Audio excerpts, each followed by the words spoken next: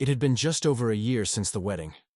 My wife, Serafina, was a comet, a brilliant, fast-moving art dealer who was currently conquering Tokyo. She had asked for this year. "Just 1 year, darling," she'd said. "While I get the new gallery off the ground, Daddy needs someone to keep an eye on things." So she left me here, in the ancestral heart of the Dubois wine empire, with her father, Mr. Laurent Dubois. At 70-something, Laurent was less a man and more a terroir unto himself. World-renowned vintner, his palate was insured for a rumored 8 figures. He was a man of the earth, with hands stained by decades of harvests and a presence as rooted and complex as his oldest vines. He walked through his kingdom with a slow, deliberate pace, his only concession to age a gnarled grapevine walking stick. The initial silence between us was a chasm. I was a biochemist. My world was sterile labs, precise measurements, and peer-reviewed papers. His was one of instinct, tradition, and secrets whispered from the soil. Our dinners in the cavernous dining hall were exercises in mutual bewilderment. I would talk about yeast genomics. He would stare at me as if I'd started speaking in tongues. The clinking of my fork against the porcelain was an unwelcome intrusion into the hallowed quiet. But time, like a patient fermentation, began to work its magic. The silence changed. It became less of an absence and more of a shared language. It was in the way he would leave a specific bottle of wine on the counter for me, a silent lesson. It was in the aroma of fresh rosemary bread he baked in the stone oven each morning. He possessed a humor as dry as his finest Sauvignon Blanc, a quiet jab at a pompous critic or a rival vineyard, followed by a low chuckle that barely disturbed the air. My life fell into a rhythm. I set up a small lab in one of the outbuildings. I wore simple clothes. I kept my hair short. I tried to be invisible. One morning, as I was calibrating a spectrometer, he stood in the doorway, a mug of black coffee in his hand. He watched me for a long time. "Orion," he said, his voice a gravelly baritone, "I find myself in need of a scientist's discretion." I stopped my work. "Of course, Laurent, anything." He looked down at his own hands, a rare sign of vulnerability. "My instrument," he said, tapping his temple. "It's becoming unreliable. The notes are fading." I understood immediately. He was talking about his sense of smell, anosmia. For a man like Laurent Dubois, it was a death sentence for his craft. He explained that he'd been hiding it for months, relying on memory and the skill of his vineyard manager, but he'd almost approved a batch of Chardonnay that was subtly corked. The terror in his eyes was palpable. "I can help," I said, the words coming out before I'd fully formed the thought. "I have a side project, a prototype, an electronic nose. It analyzes volatile organic compounds. With enough data, I could teach it to recognize your unique sensory profiles. I could build you a new nose." The first few sessions were agonizingly tense.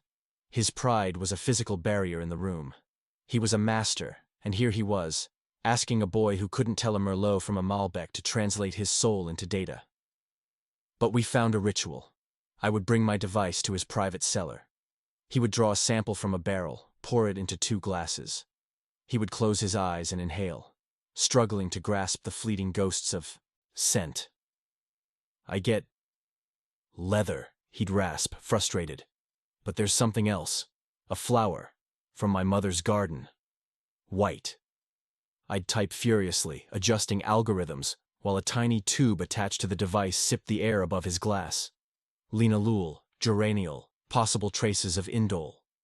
I was the translator for his fading memories. It was a painstaking, intimate process of codifying a lifetime of artistry into ones and zeros.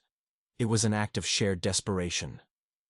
One morning, as we were analyzing a particularly complex Pinot Noir, I was adjusting a sensor near his glass.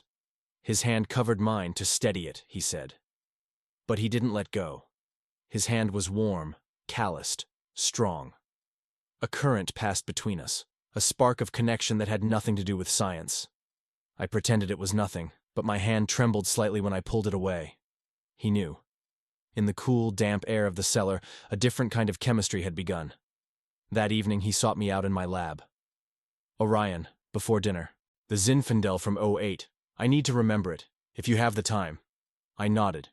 He was sitting in his favorite leather armchair in the grand library, a wool blanket on his lap.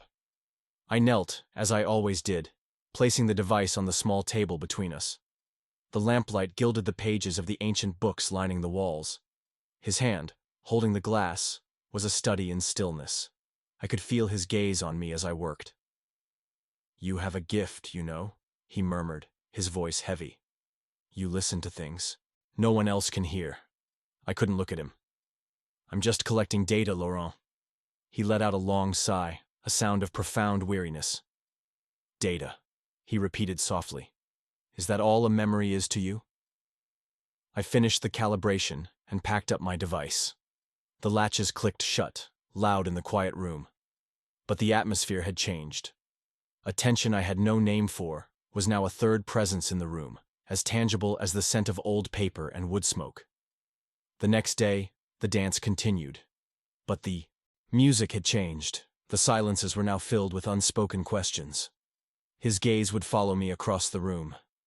It wasn't the look of a father-in-law. It wasn't predatory.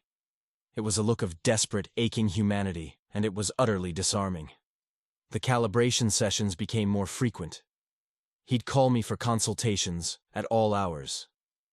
"The Merlot is breathing. I need you," he'd say, his voice on the phone a plea disguised as a command. I never said no. I was exhausted, but I was also finding a strange and compelling purpose in this secret partnership. He began to praise my work with a sort of baffled wonder. "You found the note of dried cherry. I haven't tasted that since I was a boy. Your machine has no soul, but it allows me to find mine again." His words were validation, a recognition I had never received from my own family of doctors and engineers, or even from Serafina, who saw my work as a quaintly intellectual but ultimately passionless pursuit. I found myself changing. I started wearing nicer shirts, taking more care with my appearance. Was it for him? Or was I finally becoming the man I was supposed to be, here in this place of earth and legacy? One morning, I stepped out of the guest house shower, and he was there, standing by the rose bushes just outside the door. He said he was inspecting them for aphids, but his gaze lingered on my damp hair, on the towel slung around my neck. It was a fractional hesitation, but it was enough. "Forgive me," he said, looking away, a flush rising on his weathered cheeks. "I did not mean to intrude." "It's fine," I said, a strange calm settling over me. "I know." And I did. But I also knew in that moment that a boundary had been irrevocably blurred. We had stepped into a new, uncharted territory. For the next few days, he was more withdrawn, lost in thought, as if he didn't know what to do with the feelings that were uncorking between us. The cellar sessions were thick with a new kind of silence. One evening, as I was inputting data, he said, his voice low, "Perhaps we have done enough for today." "Why?" I asked, surprised. "I thought you wanted to map the entire library." "You look tired, Orion. You need to rest." He was right. I was bone-weary. But I also felt a sharp sting of rejection, as if he were putting a wall back up, or worse, as if he could see that I was beginning to crave this intimacy for its own sake, beyond the science. That evening, I dressed for dinner with a quiet defiance. A dark, well-fitted cashmere sweater Serafina had bought me. It was simple, but it hinted at the physique I'd gained from working in the vineyard. I remembered him saying once that a man's worth could be seen in his hands, and I found myself looking at my own. No longer the smooth hands of a lab technician, but showing the first signs of blisters and calluses. When I met him in the library, I saw his eyes take me in. "That's a fine sweater," was all he said. "Thank you." We sat, and as I reached for my wine glass, his hand briefly covered mine on the table. He said it was to draw my attention to the wine's legs clinging to the glass. But his touch was warm, and it lingered. It was a tender, almost accidental gesture. I didn't pull away. My heart was a frantic drum against my ribs. The wine was perfect, I'm sure. but I tasted nothing. That night, I couldn't sleep. I lay awake, the memory of his touch burning on my skin. What was this? Was I misreading everything? Was I the one creating this fantasy out of my own loneliness? I felt like I was walking a razor's edge between duty and a strange, powerful desire. The next day, a package arrived from Tokyo. Inside was a note from Serafina in her flamboyant script. For my brilliant, handsome husband. Wear this for me. It was a suit. An avant-garde, architectural creation in shimmering charcoal silk by a designer I'd never heard of.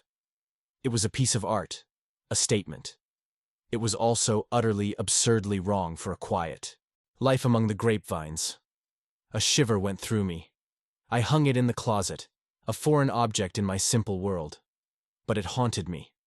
That night, when the house was still, I took it out. I put it on.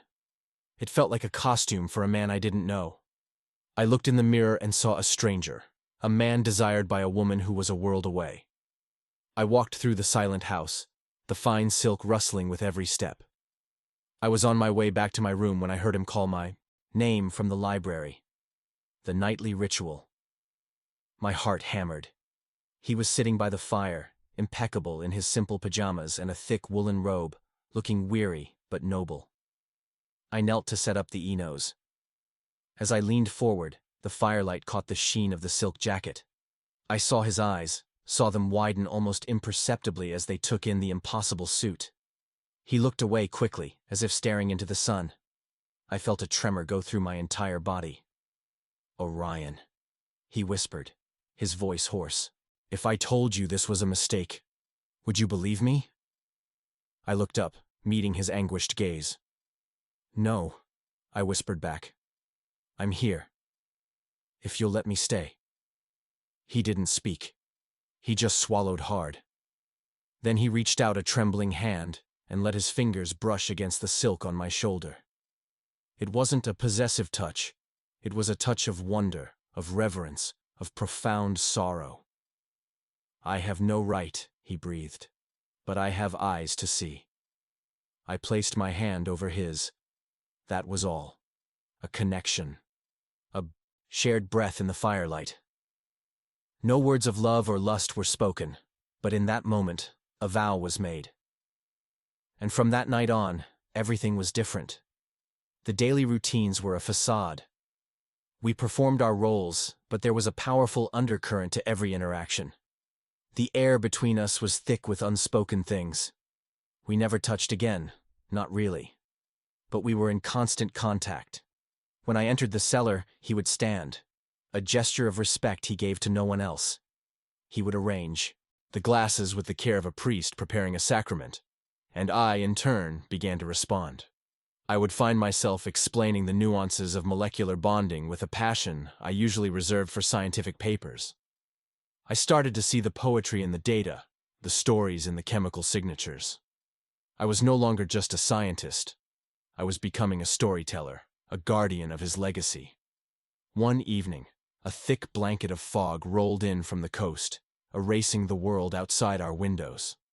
The power, fed by a generator that sometimes sputtered, went out. The fuel line again, Laurent grumbled, rising. It's in the old pump house. I'll come, I said. My phone has a light. We walked out into the damp, cold night. The pump house was a small stone structure that smelled of earth and oil. The beam from my phone cut a weak circle in the dense fog. As he bent over the generator, my foot slipped on the slick, damp concrete. I pitched forward, grabbing his arm to keep from falling. We were suddenly close, wrapped in the disorienting, silent fog. My phone's light illuminated our legs, the fine wool of my trousers, the damp hem of his. His arm, solid as an oak barrel, was around my waist, holding me steady. I could feel his slow, steady breathing against my cheek. For a moment, the fog was a sanctuary. The pump house was the only place in the world. My chest was pressed against his back, a minimal and yet total contact. And I knew, with a terrifying certainty, that I did not want him to let go. When the generator coughed back to life, Flooding the small space with a bare, yellow light, he stepped away abruptly, as if waking from a trance. "We need to be careful, Orion," he said, his back to me. "This is a dangerous path." I didn't reply. Later, in my room, I saw his old, worn field jacket, smelling of earth and wine and him, left on a hook by the door. I took it down. I wrapped myself in it, burying my face in the rough fabric. It wasn't a physical desire that washed over me. It was something deeper, a profound, aching need for the kind of connection that felt more real and vital than the life I had left behind. I fell asleep in that jacket, clinging to a sense of belonging I had never known. He was different the next day. He wore a crisp, new shirt. He had trimmed his beard. "How are the readings this morning?" he asked, his voice carefully neutral. "They're stable," I replied, my own voice just as guarded. "But I don't trust them anymore." "Why is that?" "Because they don't tell me what you're feeling." He stopped what he was doing. He walked over to me until we were standing barely an arm's length apart. The silence in the cellar was absolute, broken only by the slow drip of condensation. "Orion," he murmured, and for the first time there was no filter, no wall. "I am not going to dishonor my daughter, not even in my heart, not ever, even if that heart is broken." I just nodded, because I knew he had already claimed a piece of mine.